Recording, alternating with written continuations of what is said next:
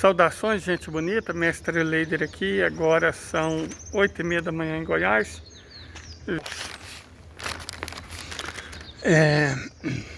Eu gostaria que vocês assistissem esse vídeo. O vídeo fala sobre economia, sobre os economistas em particular. É uma crítica que vem sendo feita há muito tempo, mas simplesmente não leva em consideração. O economista e o administrador de empresa, mais ainda o administrador de empresa, mas o economista, com certeza, principalmente o mainstream, ele tem por tarefa, inclusive intelectual, buscar o aumento da produção. A crítica foi feita, e não o melhor gerenciamento dos recursos. E essa crítica, ela não é uma crítica pequena, uma crítica rasa ou oca. Ela é uma crítica fundamental. Muito fundamental. No próprio étimo, o que significa economia? O eco é do grego, oikos, que é lar, casa. A mesma de ecologia, né? O nomos é a administração. Quem se lembra das aulas de história egípcia deve ter lembrado que antes da unificação do Egito havia o reino do Alto e do Baixo Egito. O Alto Egito no alto curso do Nilo, né, na direção da primeira catarata, e o Baixo Egito na direção do baixo curso do Nilo, na direção do delta. E antes desses dois reinos, que foram unificados pelo Baixo Egito, ou seja, a partir da Ásia, havia os nomos. Nomo não é uma palavra do copta. Nomo é do grego. Nomos quer dizer administração. Certo?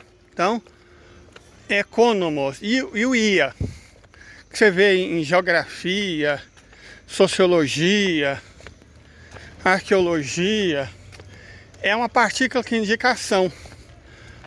Oiko, nomo e ia. Economia. A arte, a ciência de administrar o lar. Certo? Repare bem. Economia tem a ver com administrar e não conhecer. O conhecer em si, transformar em dados, é econometria. O mesmo oikos, o mesmo nomo, metro, que é contar. Certo? Então, econometria é o que as pessoas confundem com economia hoje em dia. Se tornou a disciplina mais importante da economia é a econometria. Reduzir os dados de uma determinada unidade econômica, seja empresa, estado ou o que seja, a números. Então, a economia virou aquilo que apenas a econometria deveria ser, a economia pós-clássica. Ela está preocupada em sempre aumentar o produto, o que é impossível, considerando que o planeta é finito. Eu já até falei que a economia moderna não é ciência, porque o pressuposto do qual ela parte, que os recursos são infinitos, é absolutamente falso. É a mesma coisa uma engenharia que fala só, gente, ignoremos a lei da gravidade. Hã? Como assim?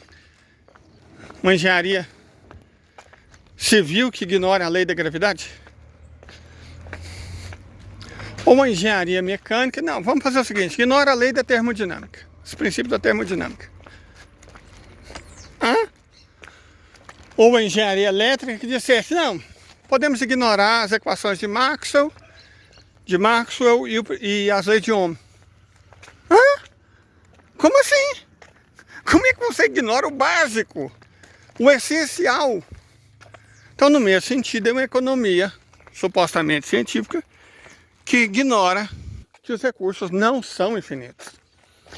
Portanto, se o objetivo dessa, abre aspas, ciência é produzir cada vez mais, é óbvio que vai dar ruim. Na verdade tá dando, né? O que a gente está vendo no mundo é em grande parte fruto de teorias econômicas irrealistas, muito mais do que irrealistas, perigosas, hostis, falsas. Porque não dá para você dizer, ignore que o mundo não tem recursos infinitos. É por isso que a economia falhou e sempre falhará. Sabe? Economia, acho que o último economista foi Keynes. Que o objetivo de Keynes era administrar melhor os recursos, que é a essência da economia. Né?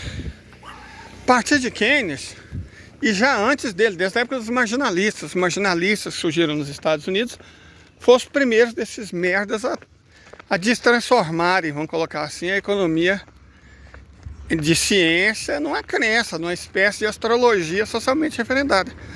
O prêmio Nobel de Economia não existe. Alfred Nobel não acreditava que a economia era ciência. O que nós chamamos de prêmio Nobel de Economia é uma safadeza do Banco Central da Suécia, chamado Prêmio em homenagem a Alfred Nobel de Economia. Nobel em si nunca previu um Nobel de Economia. Nunca, porque ele, repito, reitero, ele não considerava a economia ciência. E, de fato, o marginalismo já existia naquela época. Então já estava claro que a economia, de fato, lá já não era ciência. Certo? A economia política é ciência. Maria da Conceição Tavares ilustra isso muito bem. Economia política é ciência. Economia não é. Repito, reitero, reforço. Economia é uma astrologia socialmente aceita. Academicamente aceita. Aliás, dentro daquele princípio que o Kant chama de... me deu branco aqui. Esse negócio da gente ter que ficar medindo o ar que a gente usa para falar e andar devagar para poder conseguir falar é uma... todo perdão, né? Todo respeito, é uma merda. Mas é isso. A economia não é ciência. Mas ela tem sido usada muito para justificar. É quase como uma religião, né? A economia virou quase uma crença religiosa. Ela não precisa mais ser fundamento na realidade. Você vê, o neoliberalismo, em todos os lugares que ele foi implantado, ele falhou. Todos, não tem nenhum caso de sucesso. Aí você fala, Singapura, sim. Singapura. Singapura sem o Estado seria o quê? Né? Então não houve um único caso de sucesso no neoliberalismo. O neoliberalismo sempre fracassa. Ele sempre falha. Quer dizer, nos objetivos declarados, né? No objetivo real dele, que é concentrar a riqueza, que é transferir a riqueza das pessoas e do Estado para um grupo cada vez menor de milionários ou bilionários, aí ele tem um sucesso enorme. Mas as pessoas comentam a economia, primeiro como se elas soubessem, o que não é o caso para a grande maioria. Não é o caso para a grande maioria. E segundo, de maneira irreflexiva. Certo? De maneira irreflexiva.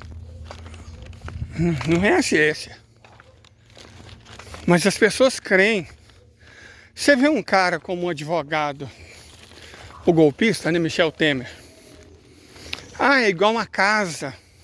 O Bozo fala, mas o Bozo, eu não gosto de dar o Bozo como exemplo, porque ele é muito burro. Ele é muito burro. Então o Bozo é capaz de ter falado isso porque ele realmente acredita nisso. Não por deficiência de caráter, é porque ele é burro demais. Então ele deve ter acreditado realmente nisso. Que o Estado tem que lidar com um orçamento como uma dona de casa lida, não pode gastar mais do que ganha. Sabe, essas burrices, como se não fosse o Estado que emitisse moeda, que não controlasse crédito. Sabe, é uma burrice. E por ser uma ideia simples. As pessoas acreditam exatamente porque elas também são burras. Foi Pulitzer, né, que disse que para cada questão complexa, de difícil solução, de compreensão complicada, existe uma resposta simples, fácil, rápida e errada. Este vídeo é um oferecimento de todos os que vêm colaborando com a gente. Muito obrigado. Foi Pulitzer que disse. Ou foi aquele humorista brasileiro, que até já virou meme, que diz que o jovem entende tudo porque ele é burro. Não é só o jovem que é burro. Não, gente, você tem uma questão difícil, uma questão que está apertando as pessoas inteligentes, que se esforçam, às vezes nela há anos, talvez décadas. E se você acha que a resposta é fácil, cara, você está errado. Se a resposta fosse fácil, igual você acha que é, as pessoas já teriam encontrado ela. Você acredita que a única pessoa inteligente do mundo, só você achou uma resposta para um problema difícil, é muita pretensão. Na verdade, eles deram até um nome, né? Efeito Dunning-Kruger.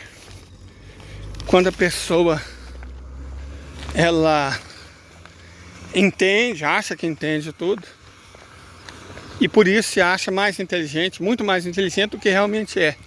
Enquanto as pessoas inteligentes, estudiosas, são o exato oposto.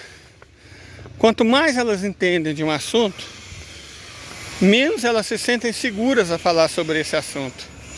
Que elas acham que falta alguma coisa, que elas podem estar erradas. Então, os estúpidos são audaciosos, porque eles não reconhecem a própria estupidez. Eles não têm noção da própria ignorância. Esse efeito do Dunning-Kruger, ele é muito visível em crente e bolsonarista. Nos kardecistas também. O kardecismo, infelizmente, virou o crente do B. Sabe, infelizmente, é uma lástima. Porque a classe social dos kardecistas é diferente da classe social média dos crentes. A maior parte dos kardecistas tem estudo. Não estou dizendo que isso significa inteligência. Mas são pessoas que não raro têm curso superior. E elas acreditam que o kardecismo é ciência. E que elas têm a resposta científica. E quando você vê o Divaldo Pereira Franco, você não está vendo uma coisa melhor do que o Malafaia. De forma nenhuma. Certo? E aí o que você vê, o que você pode notar, é esse efeito Dunning-Kruger. Da pessoa achar que sabe, que ela tem as respostas, que as pessoas que não querem ver porque são cegas. Você vê muito isso no bolsonarista. Muito isso. Essas pessoas têm resposta para tudo, ainda que essa resposta seja mandada normalmente via zap. E são respostas curtas que fazem sentido, respostas curtas para perguntas complexas. Por isso é uma evidência de que elas estão erradas. É óbvio, né? Se só você detém a verdade, ou se só o seu grupo detém uma verdade, e se além de tudo essa é uma verdade oculta, essa é uma verdade que não é aceita pela maioria, vamos colocar assim, cara, você está numa seita. Uma seita. O bolsonarismo, os evangélicos, parte importante dos kardecistas, tornaram-se seita. É uma seita. Eles têm a verdade não revelada, só para os eleitos, para os escolhidos, que eles compreendem, mas o mundo não. E a economia já se tornou, não é que ela está se tornando, ela já se tornou uma seita. Só que uma seita que a academia aceita, né? A academia referenda. Ó, os recursos são infinitos. O objetivo da economia é fazer aumentar a produção. Não. O objetivo da economia é gerenciar a produção. É compreender como se gerencia a produção. A morte dos Estados Unidos, enquanto economia industrial, não aconteceu a partir do momento em que a quantidade de engenheiros foi diminuindo e foi se dando importância cada vez maior aos advogados. Não. A morte dos Estados Unidos não aconteceu por causa dos advogados. Aconteceu por causa dos administradores de empresas e dos economistas, cujo objetivo passou a ser, ao invés de administrar da melhor forma possível os recursos, e nisso nós temos que reconhecer o gênio de Taylor, o gênio de Henry Ford. Eles não eram teóricos. Embora Ford não, mas Taylor sim, Taylor era. Taylor era um teórico. Mas goste ou não do método, eles eram realistas. E a preocupação deles era administrar os recursos da forma mais eficiente possível. Não estou entrando no mérito se essa é a melhor forma. Mas o que eu não discuto é que tanto Taylor quanto Ford buscavam administrar os recursos. E aí eu estou incluindo não só matéria-prima, capital e trabalho, mas tempo da melhor forma possível. Então você pode não gostar do Taylorismo, não gostar do Fordismo, é um direito, eu não gosto. Mas não se pode discutir que é a melhor prática da administração, que é buscar administrar da melhor maneira possível os recursos. E que se baseia no princípio chave da economia: administrar bem os recursos. Não é administrar os recursos como se eles fossem infinitos, ou como, pior ainda, como se eles pudessem crescer para sempre. O objetivo da economia não pode ser buscar o crescimento a qualquer custo. E até agora só um país do mundo entendeu isso: o Japão. Eu sempre falo, vem falando há mais de anos, vem falando há anos na verdade. Cara, vocês estão subestimando o Japão. Ah, mas o Japão, o PIB caiu. E daí? Que porra é essa? Que burrice é essa? E daí, com todo respeito, se a merda do PIB caiu, o objetivo da economia não é fazer o PIB crescer. Entendam isso, pelo amor de Deus. O objetivo da economia é administrar os recursos da forma mais eficiente possível. E isso inclui queda controlada. Isso inclui entender que os recursos são escassos, que a população envelhece e cai, que não dá para os juros crescerem indefinidamente, nem para a economia crescer indefinidamente.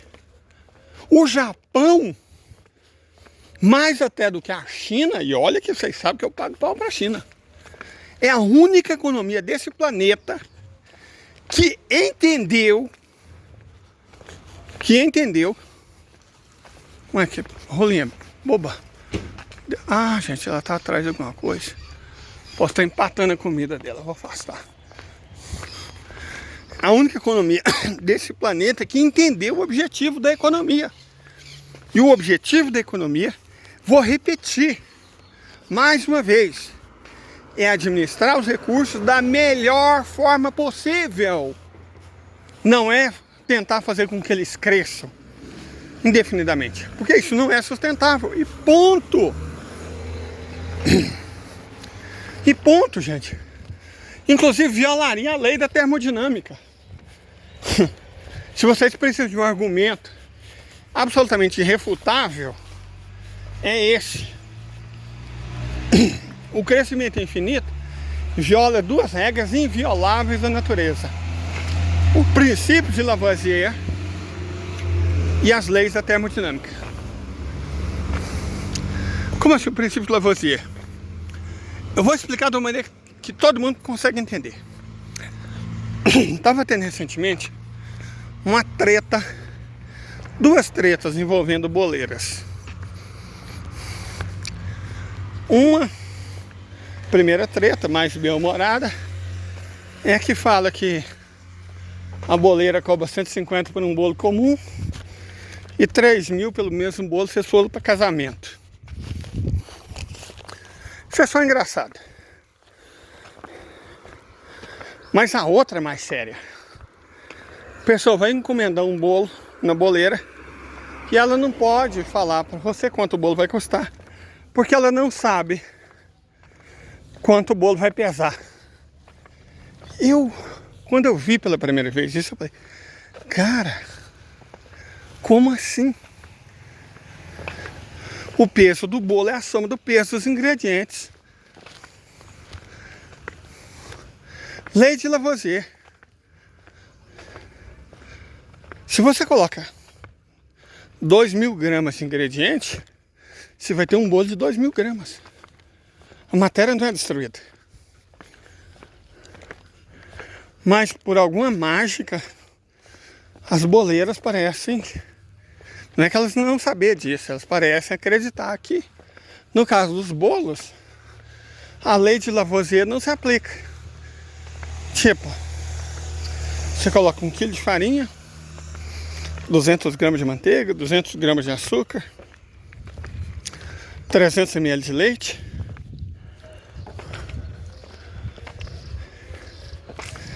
50 gramas de sal, 250 gramas de outros ingredientes, e você não sabe que o bolo vai pesar 2.000 gramas.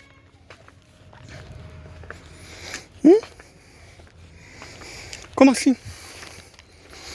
No limite, a massa final até poderia diminuir, porque o leite é líquido e o bolo é sólido. Parte desse líquido é absorvido pela farinha de trigo para ficar macio. Mas vamos colocar que parte evapore. Então você coloca 2.000 gramas, você tem uma perda por causa da evaporação, e aí você tira um bolo de, sei lá, 1.930 gramas.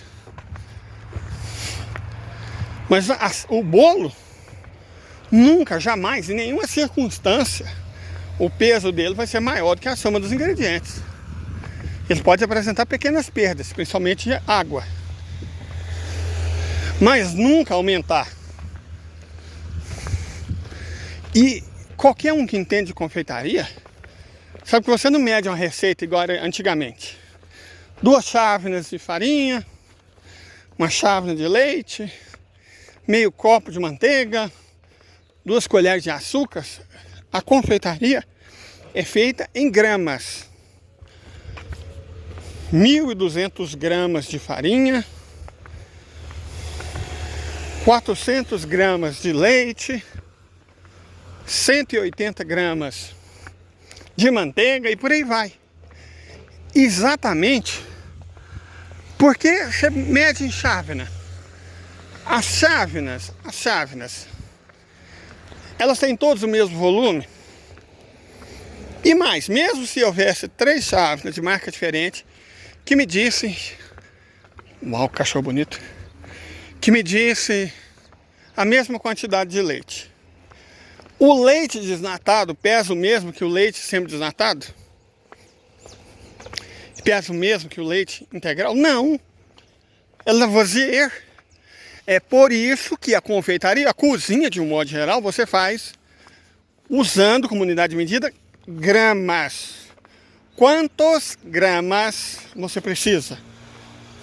Para ter precisão. Simples assim. Você precisa de precisão. O resultado não pode violar o princípio de Lavoisier. A mesma coisa vale para a economia. A economia não vai crescer indefinidamente. É impossível, violaria as leis da termodinâmica e o princípio de Lavoisier. Então é impossível, impossível. Entenderam? É impossível. Mas os economistas parecem acreditar exatamente nisso. E convence as pessoas dessa bobagem. Elas são enganadas. Eu tenho formação em economia. Meus colegas que exercem essa profissão estão todos bem. Mas num determinado momento, pela minha dislexia, que afeta a minha dicção. Em um determinado momento, eu vi que eu estava enganando as pessoas. E eu não me senti bem com isso. Certo? Porque eu sei.